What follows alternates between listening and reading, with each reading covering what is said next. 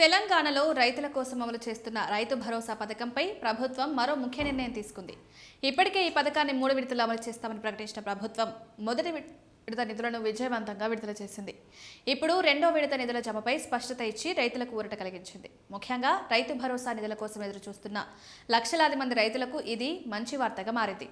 తాజా సమాచారం ప్రకారం ప్రభుత్వం రెండో విడత నిధులను ఏప్రిల్ 2వ వారంలో రైతుల బ్యాంకు ఖాతాల్లో జమ చేయడానికి ప్రణాళిక సిద్ధం చేసింది. ఈ నేపథ్యంలో ముఖ్యమంత్రి రేవంత్ రెడ్డి ఇటీవల ఉన్నత స్థాయి సమీక్ష నిర్వహించి రైతులకు ఇచ్చిన హామీలను తప్పకుండా అమలు చేయాలని అధికారులను ఆదేశించారు.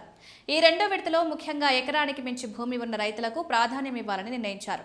2 నుండి 5 ఎకరాల వరకు భూమి కలిగిన రైతులు ఈ దఫాలో ఎక్కువ లబ్ధి పొందే అవకాశం ఉంది.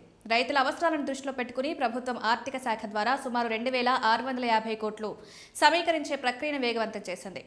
ఇతర ప్రభుత్వ ఖర్చులు చెల్లింపులతో పాటు రైతులకు నిధులు అందించేందుకు సమగ్ర కార్యాచరణ రూపొందించారు. ఇక మొదటి విడతలోనే ప్రభుత్వం పెద్ద ఎత్తున నిధులు విడుదల చేసింది.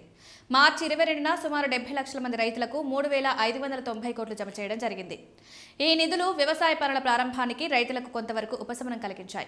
విత్తనాలు, ఎరువులు, ఇతర వ్యవసాయ అవసరాల కోసం ఈ డబ్బులు ఉపయోగపడుతున్నాయి. మిగిలిన అర్హులైన రైతులకు 3వ విడతలో నిధులు విడుదల చేయాలని కూడా ప్రభుత్వం సిద్ధమవుతోంది. ఈ నెల చివరి నాటికి మొత్తం చెల్లింపులు పూర్తి చేయాలని లక్ష్యంగా పెట్టుకుంది. అయితే రాష్ట్ర ఆర్థిక పరిస్థితులను దృష్టిలో పెట్టుకుని ఈసారి ఒకేసారి కాకుండా 3 దశల్లో నిధులు విడుదల చేయాల్సి వస్తోంది. ప్రతి సీజన్కు ఎకరాకు 6,000 చొప్పున సాయం అందిస్తున్న ఈ పథకం అమలుకు మొత్తం సుమారు 9,000 కోట్ల వరకు వ్యయం అవుతుందని ప్రభుత్వం అంచనా వేసింది. నిధుల కొరత ఉన్నప్పటికీ రైతుల సంక్షేమాన్ని ప్రధానంగా తీసుకుని ప్రభుత్వం చర్యలు తీసుకుంటోంది. మొత్తంగా చూస్తే రెండో విడత నిధులపై స్పష్టత రావడం వల్ల రైతుల్లో విశ్వాసం పెరిగింది. త్వరలోనే వారి ఖాతాల్లో డబ్బులు జమ కానుండడంతో రాబోయే వ్యవసాయ పనులకు ఆర్థికంగా బలపడే అవకాశం ఉంది. ప్రభుత్వం తీసుకుంటున్న ఈ చర్యలు రైతుల ఆర్థిక స్థితిని మెరుగుపరచడంలో కీలక పాత్ర పోషిస్తాయని భావిస్తున్నారు.